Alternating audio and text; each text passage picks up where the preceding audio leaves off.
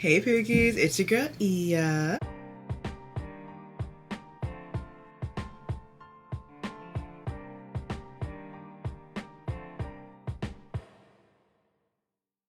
How are you guys? Good? So? Bad? I hope good. I've been I've just been really busy with work, if I'm being so honest. I think I always say that though. I literally always say that, but in the field I'm in, like, I'm constantly busy, y'all. Like, it's no sleep, email, another email, another email. Like, I'm just constantly busy.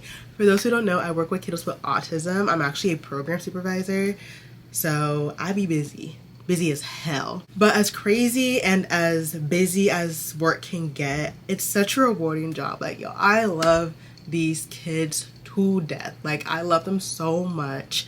All of them are so different from one another. All of them just hold different spots in my heart. Like, honestly, I feel like they all just kind of boop, boop, boop, boop, boop, boop, boop, and they just make my whole heart full. Because they make my heart so full, I've actually decided that I will go back to school to get my master's. I want to become a board certified behavior analyst. So essentially it's just a stepping stone up from my position right now. And yeah, I'm just really excited but anxious about going back to school. I swore up, down, left, right, and center that I was done with school. I got my bachelor's degree, I'm good. But since being in this field, working with these kiddos, I've just grown a different level of respect and love and patience for children, and specifically children on the spectrum. And I just want to level up even more in the field and just continue to make a difference in their lives. And yeah, I'm in no rush though, okay? I'm not starting my master's program anytime soon. I need a couple months to kind of let it all sink in before I get buried in textbooks again. Luckily though, it's only an 18-month program though, and it's fully asynchronous, so I'm excited about that. And it's only one class at a time, so I'm super excited about that. It's actually nuts that I was taking 4 to 5 classes at a time back in college in my undergrad. Like, that's insane to think about. But I still graduated summa cum laude, thank you. Oh yeah, things have been because I've just been super busy, and also my endometriosis has been kicking me in the butt. For those of you who don't know this about me, I have endometriosis. It is a condition where the tissue that grows in your uterus grows outside of your uterus. If you think it sounds painful, I promise you it is. It is something that took over 11 years for me to get diagnosed with.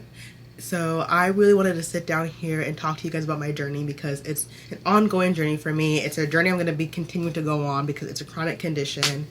And yeah, I just want to be super like candor with you guys about it and just be super open and honest, because this isn't a condition that anyone should be ashamed about.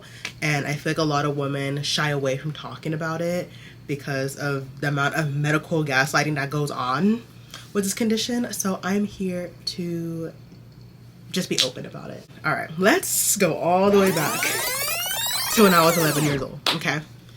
I started my period when I was 11, and ironically enough, before I had started my period, my mom had given me, what's that one book called? Y'all girls know that book. You know the book.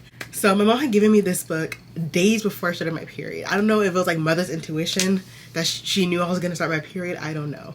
But I remember reading through the book. I was like, okay, great. And then I remember like the day I started my period, I remember waking up that morning like, oh, my stomach hurts. Like, oh, I don't feel good. I didn't think anything of it at first, if I'm being so honest. I was just like, okay, I'm just gonna thug it out, I guess. At the ripe age of like 11, I'm thugging it out. Can you believe? Anyways, I'm at school. I'm like, yo, like, I don't feel good. Like, my stomach hurts. Like, but it didn't feel like a stomach ache. I was like, something's up. And then I go to the bathroom, and lo and behold, Aunt Flo came into town for the very first time. I can't remember if I texted my mom that I got it or I told her when I got home, because I did have a little like slide phone back then. But anyways, that's besides the point. Obviously, she found out about it, and little did I know that day I started my period would be a journey from that point on. Not a lot of my friends had gotten their period at that point, so I feel like a lot of them had gotten it when we got to middle school, because I was in 5th grade at the time. But yeah, I didn't really have anyone to like compare my experiences to, so I genuinely thought like the things I was going through was normal. Red flag number 1 was that my period was never regular. So like I started and then I went like 3 months without it. I started and then I would have like 2 of them consecutively and then not have it for the next month. Like it was super like inconsistent.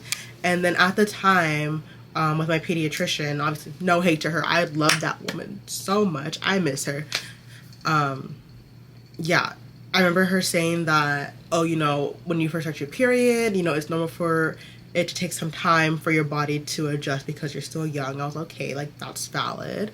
So I think the average is like what, 1 to 2.5 years before like your body really like regulates, like especially when you start at such a young age. 1 year turned into 2 years, 2 years turned into 3 years, 3 years turned into 4 years, and so forth.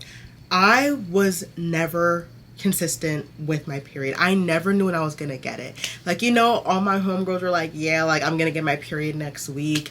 Yeah, I'm gonna get my period tomorrow. I was like, shit, I'll be lucky if I get my period at all, because I never knew when I was gonna get it. I remember this one time in high school, it was my senior year of high school.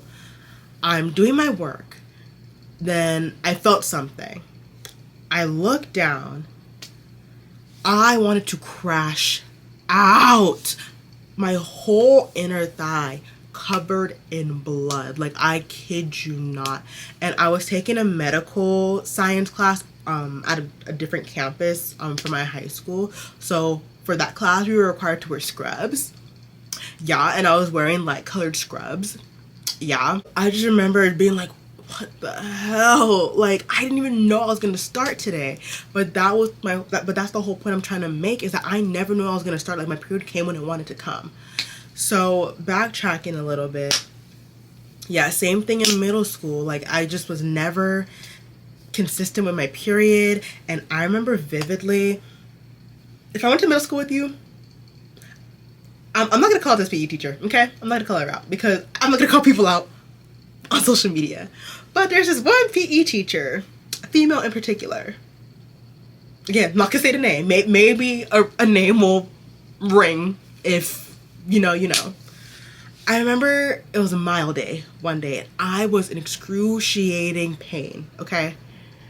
I remember like going up to her and being like, my stomach like really hurts. I can't run a mile. This teacher looks me in the eye and says, running will help your period. You're fine. Word. Okay. So there go little old me screaming, crying, sobbing, throwing up while running the mile, because my own female teacher wouldn't even let me sit out because I was in pain. That's another red flag that I was going through, was that I was in so much pain that I could not function. Yes, I am very well aware that sometimes exercise does help with period symptoms, like your cramps and everything. For me, that did not work. For me, when I had cramps, I needed to be balled up in bed. Like, how are you gonna tell me it's gonna make me feel better? Are you in my body? And from that point on, I really just stopped speaking up for myself, because I was like, damn, my own female teacher just turned me down when I told her I'm in pain. Like, obviously no one else is gonna listen to me. So whenever I felt that pain, I would just thug it out, if I'm being honest, and I shouldn't have had to. So I'm gonna leave it at that, because again, I'm not gonna call this teacher out. But little did I know that this would just be the start of the years of gaslighting I would get about my symptoms, because y'all, like, the amount of times I was in and out of urgent care, just regular checkups, the emergency room even, like, my symptoms were really just taking a toll on my overall, like, daily life at such a young age. And, like, that was not normal, like, at all. So fast forwarding to high school, again, I started birth control my sophomore year of high school, I think. And I feel like that's usually, like, the solution a bunch of doctors just go to, like, oh, period problems. Here's birth control. And I tried so many different ones and none of them were helping. I tried the pill, I tried the patch. I think by the time I got in college, I tried the shot. And listen, I can only speak for myself and what worked and what didn't work for me. I will never, ever, ever, ever, ever do the shot again. I think I gained like 15 pounds on the shot. Like, I look back at pictures and I'm like, holy crap, like this shot got me good. Like, I gained so much like water retention weight, and then like my hormones were just all over the place. Like it was rough, like honestly. I did end up switching insurances and I found a new OBGYN, and this time around I was very adamant about having an African American OBGYN. If you're a woman of color, not even a woman of color, if you're just a minority in general, like, you know how difficult it is to be heard in the medical field. People are just gaslighting you left and right about your symptoms, and I just needed someone who understood me and was going to listen to me. I just needed that, like, you see me, okay, like, you know what I'm saying? Our first appointment together, you know, we're just going through my history and everything. And the minute like I'm giving her all my symptoms and stuff, she was like, I think you have endometriosis. And I was like, endometri who? Like, I didn't know what the hell she was talking about. I was like, I mean, sure. And then she explained the condition to me and everything, and I was like, okay, this sounds familiar. And then I remembered that my old OB had mentioned it before with me, but she was like, oh, but I don't think you have it. Like, it's a possibility, but you probably don't have it. And I was like, okay. But this OB was very like, she was like 90, I would say like she was like 99% confident that I had endometriosis. And I was like, wow, like, okay, this is the first time like a doctor has been like super sure about like what's going on with me. So her overall game plan was that, okay, like, we're definitely gonna do the surgery at some point, but I want us to try and get your symptoms under control first. Like, that's like my main priority. And I was like, okay, like, that's fair. So we're trying different things. We tried IUD, progesterone tablets, because essentially what's happening too is that I have a history of ovarian cysts. Y'all, my whole reproductive system is whack as hell. If it's not an endo flare up, it's a cyst. If it's not a cyst, it's an endo flare up. Like, it's oh my god. Anyways, essentially she just really wanted to make sure my symptoms were under control, because she was like, you're a young woman, like, I want you to live a happy, healthy, thriving life. Like, the fact that this is affecting your life so much like breaks my heart. And I was like, yeah, girl, imagine how I feel. Essentially what happened was like none of the medications were working. And she was like, okay, like, we need to go in and like do this procedure to remove any tissue if it's there. And I remember like being so relieved to be like, finally, like, a doctor is gonna do a procedure on me to get to the bottom of this. But at the same time, I was also so terrified. I remember being like, what are you gonna do if you don't find anything?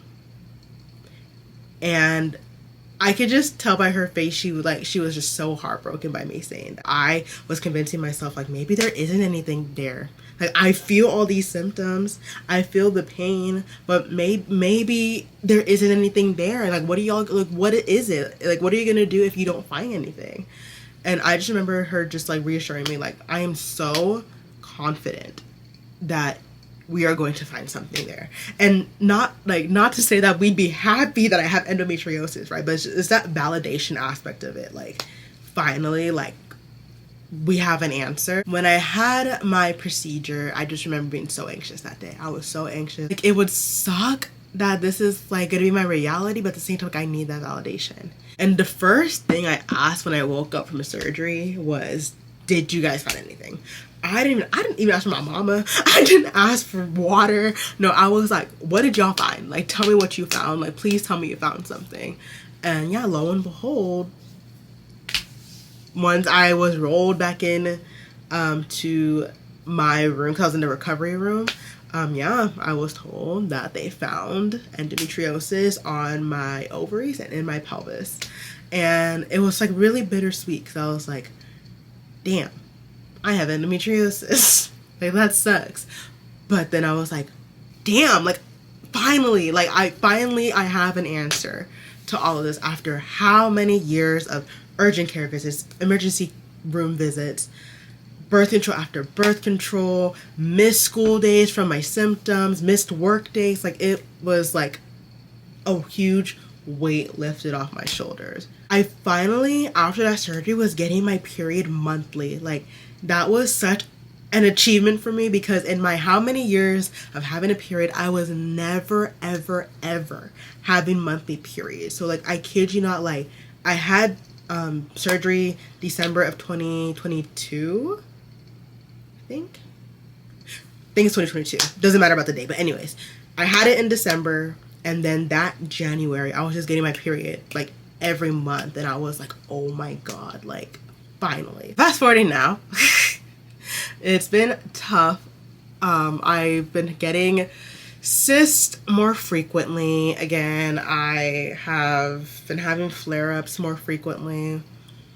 But I've been, in communication with my doctor a lot. So, yeah, we're just working through it. I think this is one of those things where I have to realize, like, it's gonna be a lifelong thing that I go through, that I have to deal with. But it's just a matter of, like, making sure my symptoms are at least manageable and making sure to take care of myself at the same time. I'm so grateful for the job I'm at right now. Because for two things. One, I'm hybrid, so I can easily work from home if I need to. Two, my employers are just like super understanding. Like, as in the position I'm in, like, I have to be in meetings, I have to, be supervising in person, training people, and it's a lot of work. And sometimes my flare-ups will come out of nowhere. And, I'll just, like, text my boss, like, yo, like, I can't make it to this meeting, or I can't make it to the appointment. Like, can you take over? Like, it's just, like, a team effort. And they're just very, like, let us know what you need. Like, please don't push yourself too hard. Like, if you feel like you can't get something done, like, just, like, reach out to us for help. Like, we'll figure it out. Like, it's super important. Like, not even if you just have endometriosis. Like, if you have any chronic condition, like, you need to work for a place that is going to be accommodating, is going to be understanding. Because who are you to tell me that I need to come into work when I physically can't come in because I'm in pain? Right idea, wrong girl. These last 2 weeks in particular have been so rough for me. Like, I was pretty much bedridden, working from home, like, all of last week. Today has been okay. The flare has been coming, like, on and off, on and off. I actually have a heating pad right now because I've been in pain. But yeah, it's been a journey. It's going to continue to be a journey, but I just want to be super honest about it because, like, I think a lot of women need to realize, like, it's not something to be ashamed of. It's not something that makes you weak. Like, you are a strong ass woman to be dealing with something like this because it's not easy. Like, y'all, the pain can be, like, I wouldn't wish this pain on my worst enemy, like, at all. The pain is to the point where I have narcotics prescribed to me. Like, that's how bad it can get. But it's normal. But it's normal, according to some doctors out there. But go off. I feel like with this condition, too, something that I wouldn't say stress about, because, I'm young, and I've been, in constant communication with my doctor and stuff, and, we're a good team, we're making sure, things are under control. But one thing that I think about often, is my fertility. I want to be a mom so bad. Not now, okay? I love kids so bad, but I'm in no rush. I'm good being a little auntie right now to people's kids.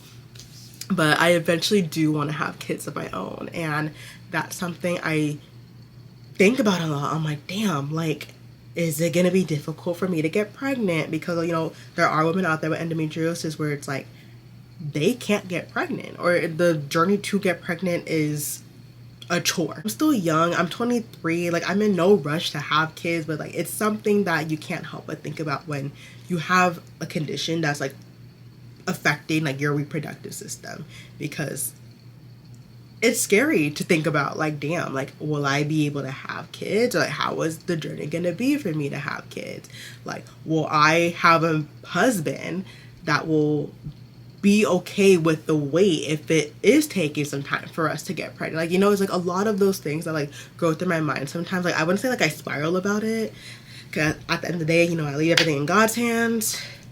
Try not to have too much anxiety about it, but again, like, I can't control not thinking about it, right? Like, it's a nerve-wracking predicament to be in, and you know, it's tough, you know, when, especially when I have like my family members like saying how much I'm gonna be like a great mother one day, and yeah, it's tough. It sucks not really knowing, but at the same time, like, spiraling is not going to do anything. Like, I just have to trust that, you know, what's meant to happen will happen and go from there. I would say the biggest takeaway from this is, you know, your body, so don't stop fighting for yourself. Don't stop advocating for yourself, because you're going to have doctors, especially if you're a minority, like, you're going to have doctors shooing you away, telling you what you're going through is normal. Like, don't stop fighting. Like, I don't care if you got to go through 20 different doctors before you find that one to listen to you. Like, do not stop advocating for yourself. I can't tell you the amount of times I've had doctors be like, are you sure you're just not stressed? Is it just gas? Like, who gave you your doctorate? Like, please. Like, this is embarrassing. Like, what do you mean is this gas? Like, gas is gonna keep me in bed for over a week? Like, these doctors have gas like to be left, right, front, and center. Like, it's to the point where I literally have like notes in my phone of like every single symptom that I have, my history of everything, so I can like give you the 411 right when I walk into that office. I once had an urgent care doctor try to tell me that I didn't have an ovarian cyst when I knew damn well I had an ovarian cyst. He was like, how do you know you have one? And I was like, because I've had them since I was 14, you dumb. Let me not get too crazy on here. And he was like, okay, well, we can do the ultrasound, but yeah, you know, I don't think it's a cyst. And who was right, y'all? Who was right? Yep, I got a call saying I had a cyst on my left ovary. Yeah, EO1 Dr. Zero. Sorry, I'm getting so riled up about this because this is just something I'm super passionate about, and it's something that I just want a lot of women to come forward about if they have it, because this condition needs to be researched a lot more. Like, it's ridiculous. Like, the average time frame to get diagnosed is 10 years. Like, women are suffering for 10 years because people just say it's normal. It's not normal. Like, I shouldn't be hunched over in pain almost every day for like 2 weeks. Like, that's not, if you think that's normal, God help you. But yeah, y'all, I hope you learned something from this. I hope that if you are a girly pop who is going through not just endometriosis, but just any chronic condition, that you feel comfortable being open about it, and don't be ashamed, because it's not your fault. And I get it, because trust me, there's been times I'm just like, damn, like, my body is just failing me left and right. Like, I have shit to do and I can't even get out of bed because my body won't allow me. Like, I get it. Like, you feel like your body's just betraying you, but like, you're not weak. You're strong as hell. And make sure you take care of yourself, and make sure you take those breaks when you need to. Communicate with people, being like, hey, I physically cannot, I mentally cannot, I just need to bed rot for like a couple hours, maybe a couple days. Do what you need to do to make sure that you're good, okay? I hope you guys enjoyed this video. I know I feel a little lighter, kind of getting this off my chest. I was thinking about this a lot today. But don't forget to like, comment, and subscribe. If there's anything in particular you guys want me to make videos about, please let me know. I'd be more than happy to take that in consideration, okay? Love you, pookies.